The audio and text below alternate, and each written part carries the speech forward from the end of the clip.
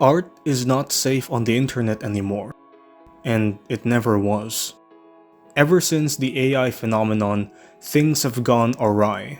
What was once promised to do the menial, boring, and grindy tasks now has infiltrated and will soon dominate the intellectual, creative, and personal endeavors. The algorithms that now produce art, text, and video, while amazing at face value, poses a serious threat to security and identity.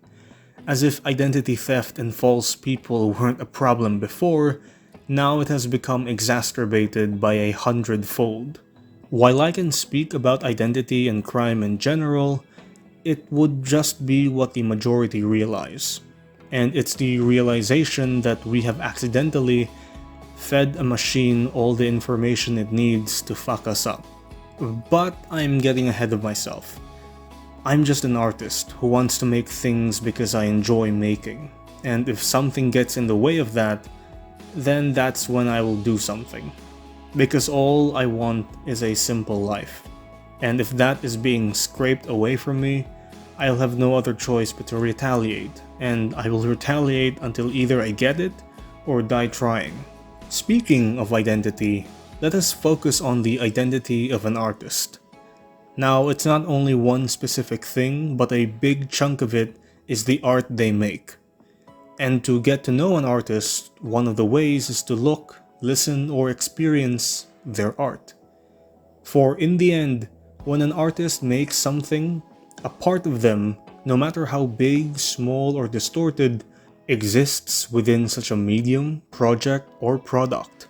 Now, art can be experienced on your own, and I know that from personal experience, but as with the majority of us, yes, including I, we like to share it with the world. And what better way to do it than through the internet, where everyone can find it, see it, share it, like it, and steal it.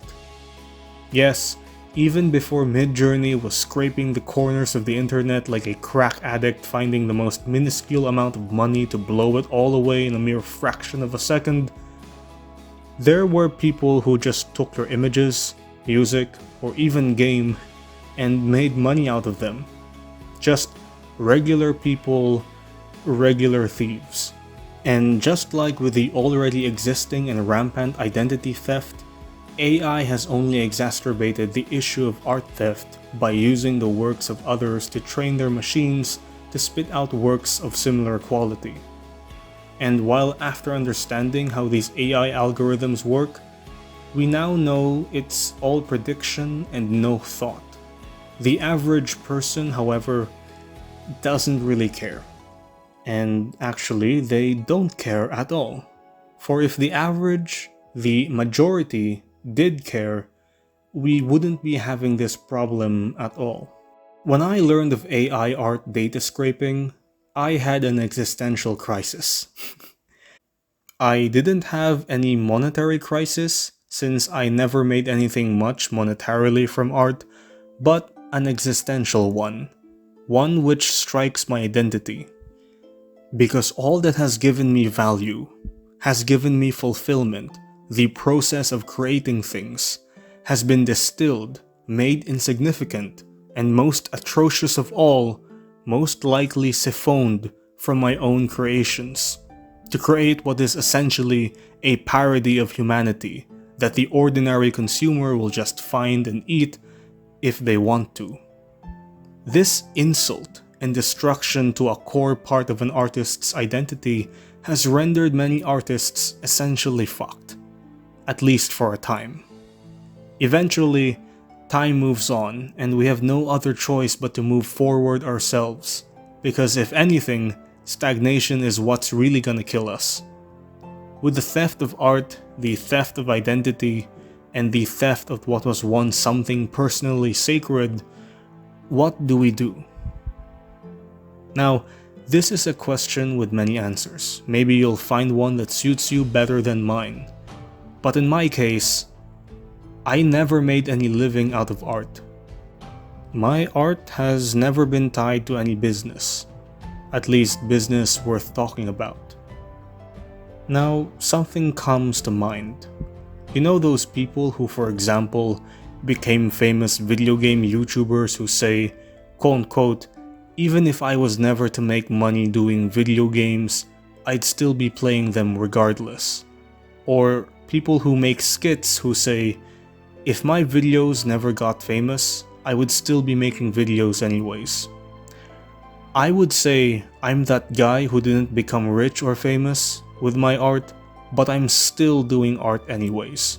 Because being able to make the art I want to make was the success all along.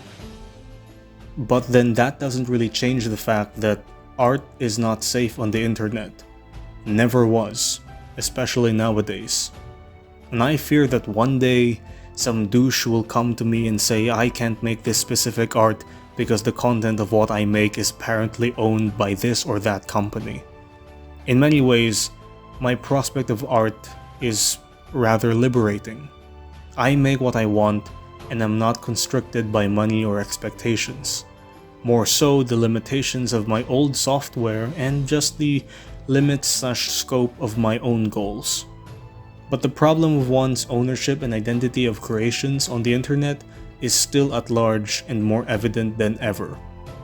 Perhaps, maybe we have to use AI to fight against AI. Maybe something that can automatically catalog and tag all your art with a special code that prevents theft.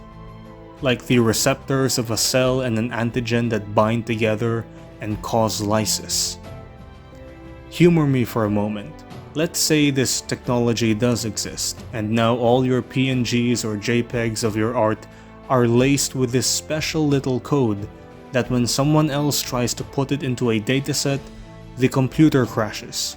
Or if someone tries to take a screenshot of it, they only see gray.